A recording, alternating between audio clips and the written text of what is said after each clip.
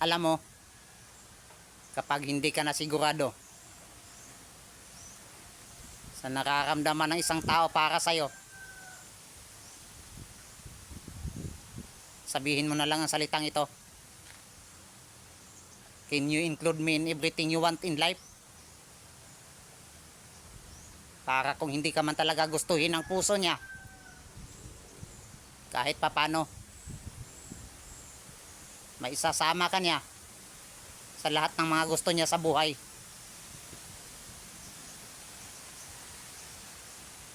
Kaya wag ka nang maging choosy pa.